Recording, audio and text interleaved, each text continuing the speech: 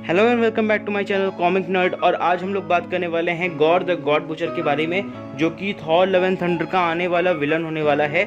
अब आप सबको पता है कि गॉर द गॉड बुचर का रोल कौन कर रहे हैं, सर क्रिश्चियन बेल, और जिनका हम लोग मूवीज़ देख चुके हैं। हमने डार्क नाइट देखी है, हमने प्रेस्टीज देखी है, और हमने फोर्ड वर्सेस फरारी जैसी फिल्में देखी है। उनकी वॉइस भी मैंने देख रखी है, और एक से एक फिल्में बनी हैं उनकी। तो इसलिए मेरे को उनके ऊपर पूरा ट्रस्ट है कि वो इस कैरेक्टर पर जस्टिस कर पाएंगे। और आज हम लोग इसी कैरेक्टर पर बात करने वाले हैं कि इस कैरेक्टर की कॉमिक बुक हिस्ट्री क्या रही है, ये कैरेक्टर थॉर को किस तरीके से परेशान कर चुका है, कैरेक्टर की एंडिंग कैसी है फाइनली कॉमिक में, ये हम लोग आज डिस्कस करने वाले हैं। तो बिना टाइम वेस्ट करते हुए चलिए वीडियो को स्टार्ट करते हैं।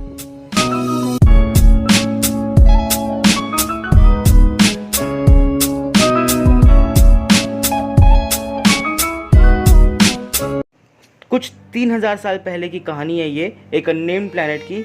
हाँ, सही सुना आपने, उस प्लैनेट का कोई भी नाम नहीं है, किसी को नहीं पता उस प्लैनेट का नाम क्या है। तो उस प्लैनेट में एक तरीके का प्रजाति रहा करता था, जिस प्रजाति को सनलाइट से काफ़ी नफरत थी। सनलाइट से काफ़ी उनको उन लोग बीमार पड़ जाते थे, और सनलाइट उनके ऊपर काफ़ी ज़्यादा एक्सपोज होकर पड़ रही थी उस प्लैनेट में। तो उस प्लैनेट में खाना पानी हर चीज़ की कमी हो चुकी थी, भूखमरी पड़ चुकी थी। उस प्लैनेट में ज्वालामुखी फूटने लगा था, और ये भी कम था तो उनको सनलाइट से भी एलर्जी थी। तो गौर की माँ जो थी, वो एक दिन गौर को काफ़ी भूख लगी हुई थी, पर गौर की माँ जो थी आखिरी जो सेब रहता है उसको भगवान को चढ़ा देती है, और बोलती है भगवान शायद हमको देखेंगे। तो गौर बोलता है ठीक है माँ। और उसके बाद उसकी माँ की डेथ हो जाती है कुछ टाइम बाद, और उसकी एक पत्नी रहती है जो कि प्रेग्नेंट होती है। पर उसके बाद की प्रेग्नेंट पत्नी रहती है वो भी मर जाती है। जो एक उसका बच्चा रहता है जो उसके पास रहता है, वो गौर के गोद में ही मर जाता है, क्योंकि उसको भूख लगी होती है और गौर खाने की तलाश में घूम रहा होता है अपने बेटे को लेके। पर उसको सन सिकनेस हो जाता है और वो उधर ही उसके गोद में ही मर जाता है। जिसके बाद गौर टूट जाता है अंदर से और हार मान लेता है और बोलता है कोई भगवान एक्सिस्ट नहीं करता।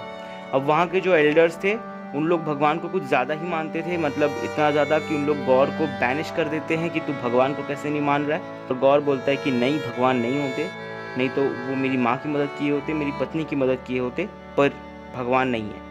और इस चक्कर में गौर को काफ़ी ज़्यादा उसके ऊपर पत्थरबाजियाँ होती हैं और उसको बेहोश कर दिया जाता है। गौर इसी उम्मीद में पड़ा रहता है कि शायद उसको सनलाइट पड़ेगा, वो भी सन सिकनेस से मर जाएगा। पर गौर नहीं मरता, क्योंकि उसके पहले 2 गॉड्स उधर लड़ते हुए गिरते हैं।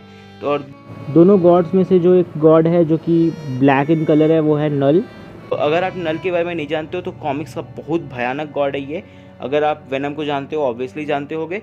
तो वेनम एक्चुअल में एक सिम्बायोट है, और नल गॉड्स ऑफ सिम्बायोट है, गॉड ऑफ सिम्बायोट्स है। वो क्यों? क्योंकि वो पहला सिम्बायोट था, है ना। और वही सारे सिम्बायोट्स को कंट्रोल करता है, और सारा जो हाइव माइंड है वो उसको रूल करता है। तो नल के हाथ में जो वेपन रहता है वो है ऑल ब्लैक नेक्रोसवर्ड, जो खुद एक सिम्बायोट है।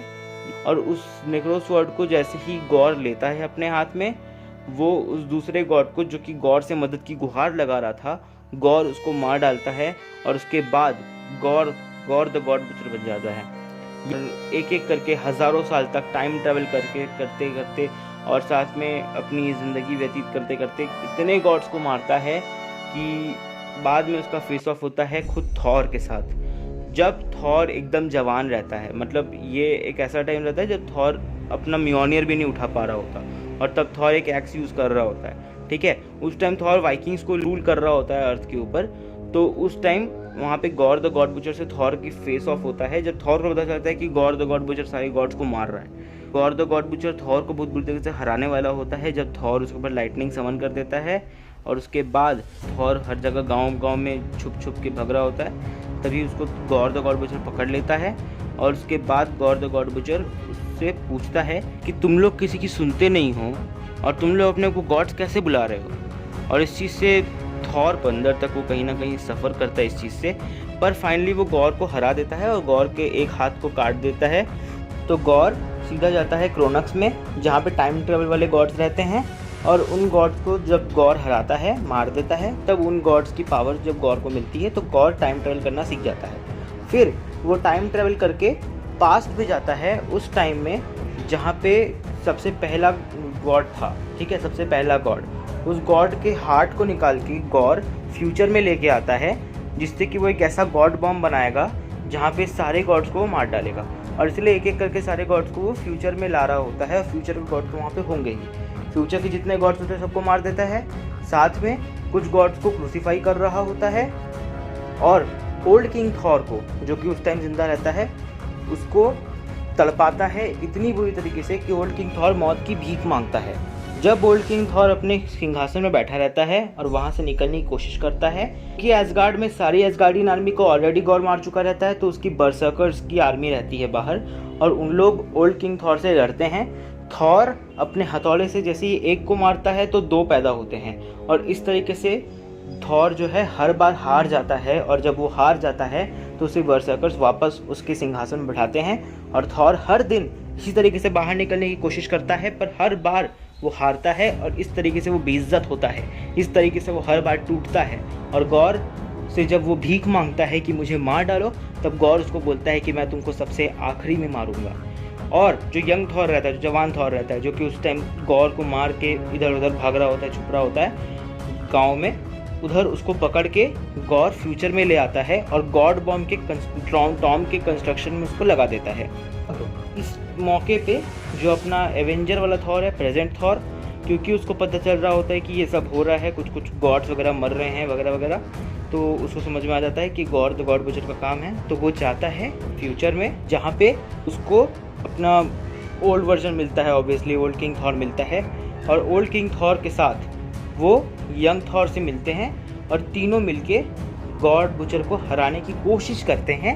हरा नहीं पाते क्योंकि गॉड द गॉड बुचर के पास इतना पावर रहता है, क्योंकि वो इतने गॉड्स को मार चुका रहता है तो उसके अंदर इतने सारे गॉड्स की पावर होती है कि 3 गॉड्स तो कुछ भी नहीं है। तो इसीलिए गॉड द गॉड बुचर को हराना ऑलमोस्ट नामुमकिन होता है तीनों थॉर्स के लिए। गॉर क्योंकि अपने बेटे से, क्योंकि उसका बेटा जब बोलता है कि पापा आप इतने को मार रहे हो, इतने गॉड्स को आपने मार डाला, तो आप तो खुद ही गॉड हो, आप जिससे सबसे ज़्यादा नफरत करते हो आप तो वो खुद ही बन चुके हो। और जब ये चीज़ उसका बेटा बोलता है तो गॉर काफ़ी कमज़ोर पड़ जाता है और तब अपना एवेंजर वाला जो थॉर है, प्रेजेंट थॉर, वो दोनों म्योनियर्स को उठाता है और साथ में ओल्ड किंग थॉर के तलवार को उठाता है और इतना ज़ोर से गॉर को मारता है कि गॉर डिकैपिटेट हो जाता है। यानी कि गॉर का सर जो है थॉर धड़ से अलग कर देता है और मतलब हमको तो लगता है गॉर मर गया।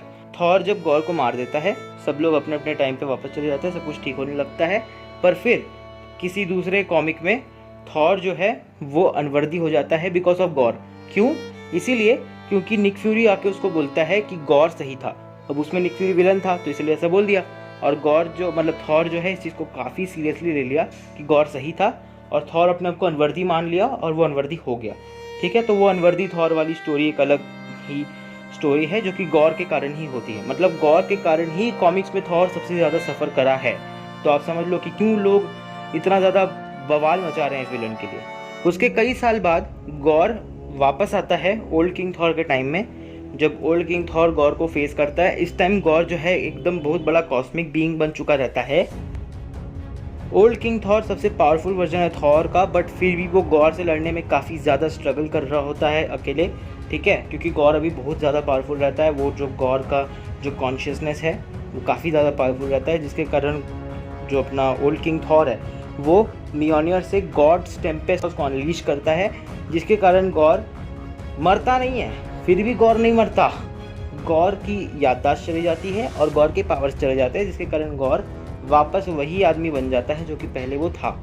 ठीक है, मतलब ऑलमोस्ट एक बच्चा बन जाता है गॉर। ठीक है, भोला भाला इंसान बन जाता है और फिर उसको थॉर बंदी बना के रख लेता है। तो यहाँ पे गॉर की स्टोरी ख़त्म होती है, बट हमको नहीं पता, हो सकता है वापस आ जाए।